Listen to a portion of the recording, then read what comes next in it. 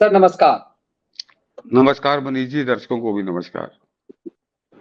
Sir कई बार आपने एक जिक्र किया अपने विश्लेषण में कि उत्तर प्रदेश में आतंकवादियों को बचाने के लिए मुलायम पुत्र ने क्या क्या अतिक्रम किए थे ताकि उन आतंकियों को सजा से बचाया जा सके। इलाहाबाद हाईकोर्ट ने लठ बजाया तो मुलायम पुत्र आतंकियों को अवार्ड नहीं दे पाए। ये खेल लगातार जारी है, तब भी जब इन सबको पता है कि ये किसी मुसलमान को सजा नहीं दे रहे, आतंकियों को सजा दे रहे। जयपुर सीरियल ब्लास्ट 2007 में हुआ था। मैं जयपुर में था। उस ब्लास्ट के बाद तुरंत हम लोग पहुंचे थे और उस पीड़ा को महसूस किया। उसके तमाम आतंकी हाईकोर्ट से बरी हो गए और हम सब, आप जानते हैं कि कई बार आपने इसका जिक्र भी किया है कि कमजोर दलील के कारण, केजरीवाल के कमजोर दलीलों के कारण दिल्ली में भी इस तरह के जिहादी बसते रहे। ये डिपेंड करता है कि सरकार कैसी दलील देती है। जयपुर में आतंकी छूट गए तो उनके खिलाफ सुप्रीम कोर्ट ना जाया जाए, ये खेल चल रहा है, जबकि रूटीन के मुताबिक की जाने की तो जरूरत पड़ती है। कांग्रेस लगातार रसातल में जा रही है, फिर भी जिहादी एजेंडे से बाज नहीं आ पा रही है। इस षड्यंत्र के क्या मायने हैं सर? मनीष जी, बहुत बड़ी घटना है, बहुत बड़ी घटना है जो हमारे यहाँ की मीडिया से गायब है। हमारे यहाँ की मीडिया से गायब है। आज से 4 महीने पहले भी गायब थी, जिस समय कुकर्म हुआ था, पाप हुआ था, देशघाती पाप हुआ था। और आज उस घटना के बाद जो आज जो हुआ है सचिन पायलट के साथ हुआ है, वो तो समझिए कि इस देश में चल क्या रहा है और खासकर कांग्रेस के शासन में क्या चल रहा है। दर्शक जरा ध्यान से सुने। मनीष जी, जो जयपुर ब्लास्ट में आतंकवादियों को फांसी की सजा हुई थी, वो आतंकवादी मार्च में उनको जयपुर के हाई कोर्ट ने, राजस्थान के हाई कोर्ट ने बरी कर दिया था। सजा नहीं माफी थी, उनको बरी ही कर दिया था, उनको निर्दोष घोषित कर दिया था। अभी बताऊंगा मनीष जी, अभी हम लोग अभी उनको दर्शकों को बताएंगे कि वो बरी क्यों हुए थे।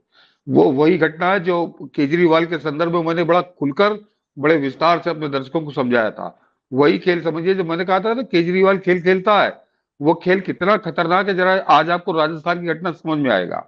तो मनीष जी, भाजपा ने बहुत प्रबल आलोचना की थी, सवाल पूछे थे कि ये आतंकवादी छूट कैसे गए। तो और सचिन पायलट ने भी उस समय बहुत बहुत बुरी तरह से कहा था। सचिन पायलट ने भी कहा था कि ये कैसे छूट गए, जो 72 लोग मर गए हैं उनको हम क्या मुंह दिखाएंगे, उनके परिवार वालों को क्या जवाब देंगे। उसके नतीजे में, क्योंकि वही रूलिंग में, मनीष जी पहले कटिंग दिखा दीजिए, पहले जरा कटिंग दिखा दीजिए अखबार की, और वो जरा उसका पहला कालम संभव हो तो पढ़ दीजिएगा। ये हेडिंग दिखा दिए। ये आतंकियों के 18 वकील यहाँ एएजी, हाँ एएजी होता है असिस्टेंट एडिशनल सॉलिसिटर जनरल करके, जो चूंकि 48 दिन सुनवाई पर नहीं गए, फैसले को सुप्रीम कोर्ट में चुनौती देगी सरकार। और ये तो रूल है। इतनी लापरवाही कैसे हो सकती है व्यवस्था? आरोपियों के सामने जमानत पर खुले घूमने का विकल्प खुला, इस धमाके के पीड़ितों के साथ अन्याय। ये तमाम चीजें, ब्लास्ट की जिम्मेदारी लेने वाले संदिग्ध का स्केच ईमेल और असली कॉपी पेश नहीं की गई। जो आप बता रहे हैं किस तरह से बचाने का षड्यंत्र सरकार करती है। जांच अधिकारी बोले हाईकोर्ट के निर्णय में, पर कुछ नहीं कहेंगे। इन जांच अधिकारी जो सब समझते हैं कि राज्य की पुलिस होती है, और कोई भी इस तरह के केस जब होते हैं उसमें लिखा जाता है फलाना वर्सेज स्टेट। स्टेट मतलब राज्य की सरकार। इसमें बाद में आता है मनीष जी, इस वाली खबर में बाद में आते हैं जी। तो ये जब मार्च में मनीष जी छोड़े गए थे, मैं एक जरा पढ़ के सुना दूं कि बम ब्लास्ट में केस से जुड़ी अपील में पैरवी के लिए अतिरिक्त महाधिवक्ता assistant advocate general Rajendra Yadav को नियुक्त किया था, पर शुरुआत में हुई कुछ सुनवाई को छोड़कर एएजी यादव 48 दिन तक हुई बहस में पैरवी के लिए नहीं गए। उन्होंने पैरवी के लिए एडिशनल गवर्नमेंट एडवोकेट रेखा को रखा। आरोपी सलमान के रिवीजन मामले में पैरवी के लिए एजी राजेश महर्षि को नियुक्त किया गया था, लेकिन ये लोग भी कोर्ट से गायब रहे मनीष जी। ये मुश्किल से 2-4 दिन ही गए, और उधर से उन हत्यारों के लिए 18 वकील, बड़े बड़े वकील पैरवी कर रहे थे। और राजस्थान की सरकार ने वहां पे हाथ पांव ढीले कर दिए थे। और ये जब कुकर्म समझ में आया तो समझ लीजिए कि राजस्थान की सरकार कुकर्म कर रही थी, क्योंकि बाद में जब जूते पड़ने लगे जनता सवाल पूछने लगी, भाजपा ने सवाल पूछा और सचिन पायलट ने सवाल पूछा कि ये 72 लोग जिनको निचली अदालत ने, सेशन कोर्ट ने फांसी की सजा दी थी, वो छूट कैसे गए हाई कोर्ट में? हम उन 72 लोगों को जवाब क्या देंगे? तो ये शर्मा सकोची, इनको उस एडवोकेट जनरल को सस्पेंड करना पड़ा, उसको उसके पद से हटाना पड़ा। तो मनीष जी कोई डील हो गई होगी कि तुमको हटा देंगे, तुमको कहीं और बना देंगे, कोई सेट कर फांसी देंगे। भी नहीं, कोई उसको फांसी भी नहीं लटका दिया गया। ये क्योंकि क्योंकि पाप पकड़ में आ गया था, हत्यारों को बचाने का कांग्रेसी पाप पकड़ में आ गया था। जनता सवाल पूछ रही थी, जिन जिन घरों की 72 लाशें बिछ गई थी उस बम विस्फोट में, वो परिवार सवाल पूछ रहे थे। खुद कांग्रेस का समझे deputy chief minister Sachin Pilot सवाल पूछ रहा था। तो अशोक गहलोत ने अपना वो कुकर्म छुपाने के लिए कहा कि एडवोकेट जनरल को हमने हटा दे। एडवोकेट जनरल को हटा देने के बाद क्या उन हत्यारों को सजा हुई? और मनीष जी, अगर वो इतने निर्दोष थे, इतने बरी थे, तो सेशन कोर्ट से जिन जिन जजों ने उसको फांसी की सजा दी थी, उनको सजा कब देगा? उनको राजस्थान का हाईकोर्ट सजा क्यों? मनीष जी, हाईकोर्ट की गलती नहीं है। राजस्थान के हाईकोर्ट ने उन आतंकवादियों को बिल्कुल सही छोड़ा था, क्योंकि सामने से अभियोजन था ही नहीं। सामने से अभियोजन था ही नहीं, वकील गायब थे। मतलब वो 50-60 जो पेशी हुई, उनमें 4 या 5 पेशी में सरकारी वकील उपस्थित हुए। एक तरफा जब हो रहा था, तो हाई कोर्ट को छोड़ने के अलावा चारा क्या था मनीष जी? उसको छोड़ना पड़ा। ये बहुत खुलकर आया, और इसी और वो उस बात पे अपने कुकर्म पे राजस्थान सरकार ने खुद मोहर लगा दी कि कहा कि हाँ, इसमें लापरवाही हुई है, इसलिए हम असिस्टेंट एडवोकेट जनरल को हटा रहे हैं। यानी ये मान लिया कि हाँ, हमने कुकर्म किया। तो मनीष जी, ये बड़ा सदाबदा होता है। मैंने कहा ना कि असिस्टेंट एडवोकेट जनरल को हटा देने से कोई फांसी भी नहीं चढ़ा दिया।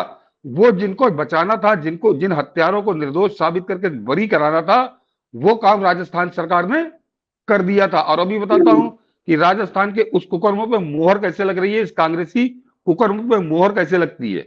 ये हुआ मनीष जी। अब सुप्रीम कोर्ट जाएगी, सुप्रीम कोर्ट में भी यही नौटंकी होगी। यह होगा कि राजस्थान सरकार ने सुप्रीम कोर्ट में अपील भी की, और वहां पर भी राजस्थान सरकार के वकील वही ड्रामा करेंगे जो उन्होंने राजस्थान के हाई कोर्ट में किया था, और ये आतंकवादी वहां भी बरी हो जाएंगे। दर्शक ये समझ लें, निचली अदालत, मनीष जी ज्यादा बेहतर जानते हैं कि वहां पे बड़ी तगड़ी पैरवी होती है, और वहां से फांसी की सजा हुई थी। मनीष जी, मैं सचिन पायलट को कोट कर रहा हूं कि जिस समय सचिन पायलट ने विरोध किया था इनके बरी हो जाने का, तो सचिन पायलट ने बड़ा खुलकर यही सवाल किया था। सचिन पायलट ने कहा था कि ये तो हो सकता है, जब फांसी की सजा दी है सेशन कोर्ट ने, तो ये तो हो सकता है कि हाई कोर्ट में फांसी की सजा उम्र कैद में बदल जाए, लेकिन ये कैसे हो सकता है कि कि नीचे वाली अदालत फांसी की सजा दे रही है और हाई कोर्ट उसको निर्दोष घोषित कर रहा है कि ये दोषी ही नहीं है। सजा कम या ज्यादा होने की बात तो समझ लीजिए कि राजस्थान की इस कांग्रेसी सरकार ने, इस कांग्रेसी मुख्यमंत्री अशोक गहलोत ने कैसा खतरनाक खूनी राजनीति की। हिंदुओं की 72 लाशें बिछ गई, उसके बाद ये इस कदर मेहरबान हुआ उन आतंकवादियों पर, इसने नकारा, निकम्मे, भ्रष्ट वकीलों की फौज खड़ी की जो अदालत से गायब रहे, और उनकी तरफ से 18 वकील पैरवी कर रहे थे। तो जाहिर सी बात है कि अक्सर मनीष जी हम लोग कोर्ट में गुस्सा होने लगते हैं। आपने क्योंकि कोर्ट की कवरेज की है, तो अच्छे से समझते हैं कि कोर्ट में फैसला कोर्ट वकीलों की बहस पर देता है। तो यहाँ तो सरकार ने वकील ही नहीं उतारे, तो ये मनीष जी पहले से डील होगी कि अगर जूते पड़ेंगे तो हम तुमको हटा देंगे, तुमको कहीं और बढ़िया जगह माल मिलेगा। तो वो वकीलों को तो वो सरकारी वकील सरकार के आदेश पे काम करते हैं।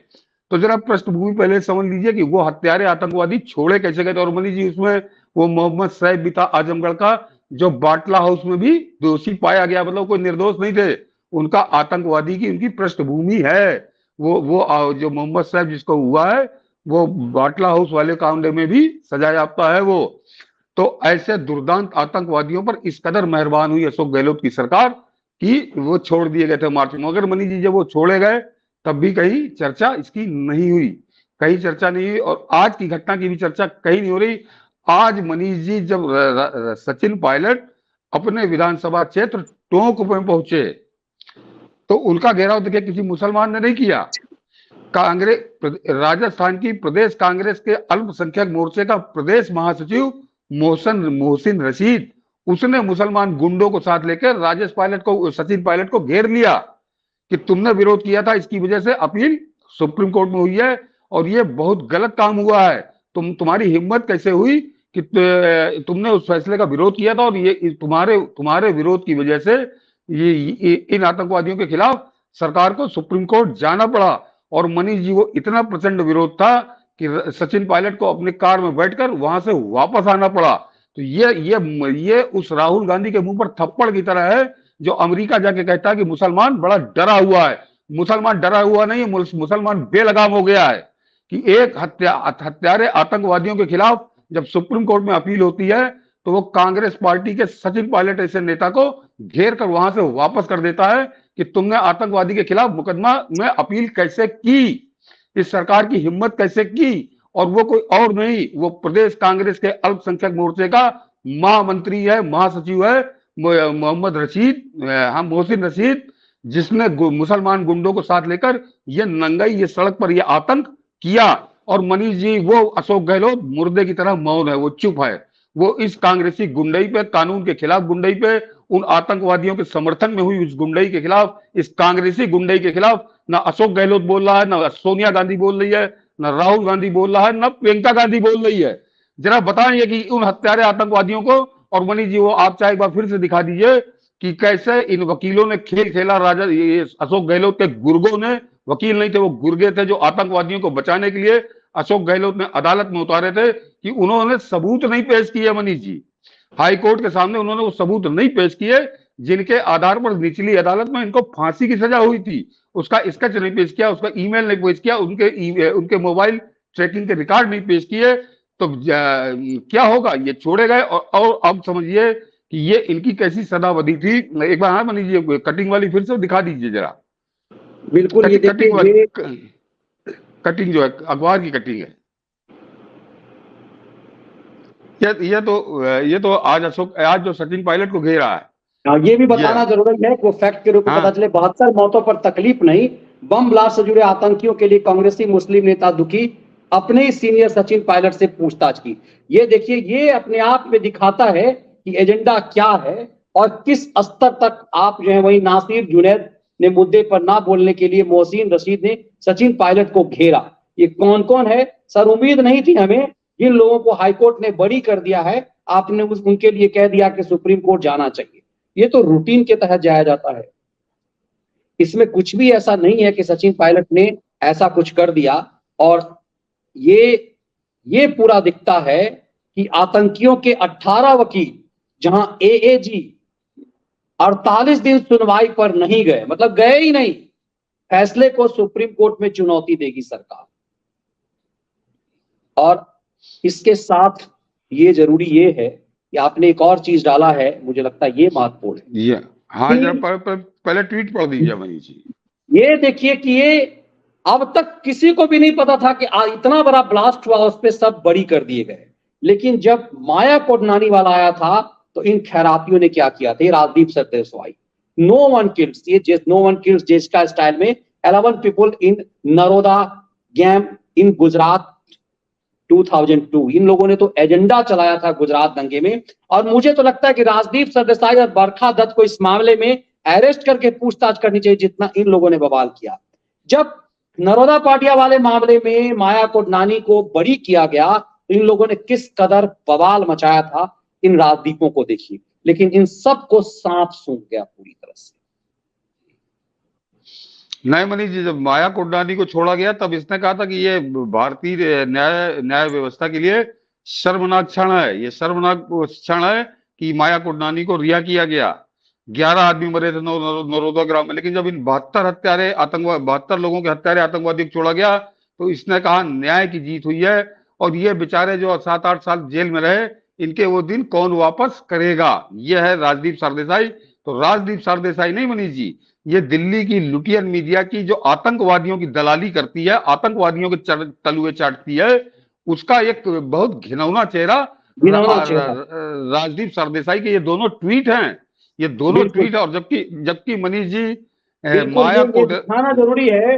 ये इन 2019 4 men sentenced in death in Jaipur blast case of 2008 in which 71 people died 4 years later, all 4 acquitted by Rajasthan High Court. What does it mean about our lower courts?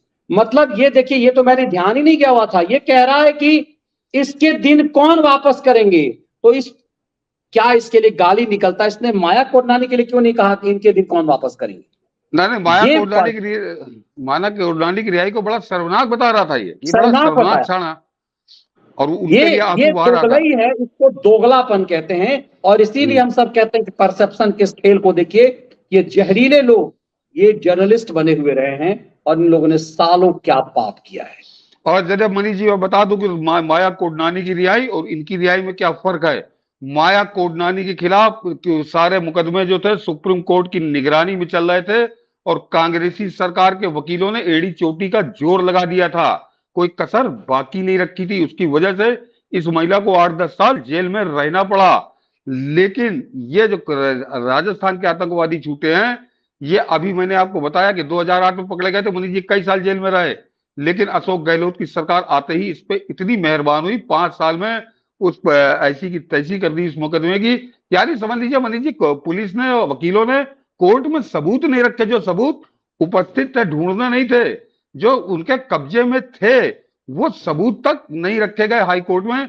अक्सर हम लोग कोर्ट के ऊपर गुस्सा होने लगता है, लेकिन हाई कोर्ट में कह रहा हूं, राजस्थान के हाई कोर्ट बिल्कुल निष्पाप है, उसने बिल्कुल सही फैसला किया था, क्योंकि वहां पे वकील ही चरणों में लेटे हुए थे उन आतंकवादियों के चरणों में।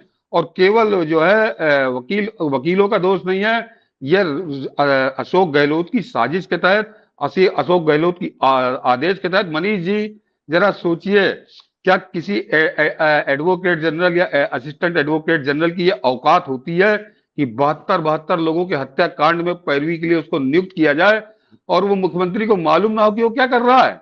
एक एक दिन की खबर आती है, रिपोर्ट जाती है सर, हर दिन की रिपोर्ट जाती है सीएम कार्यालय, जो गृह मंत्रालय कानून मंत्रालय के पास ये रिपोर्ट जाती है। सीधे सीएम कार्यालय ना भी पहुंचे तो गृह मंत्रालय और कानून मंत्रालय दोनों के पास रिपोर्ट पहुंचती है। जिस हत्याकांड में जिस बम विस्फोट कांड में 72 लोग मर गए, उसमें क्या हो रहा है अशोक गहलोत को मालूम नहीं। अशोक गहलोत के इशारे पर हो रहा था, क्योंकि ये सरकारी वकील हैं, सरकार के अधीन है, सरकार के नौकर होते हैं।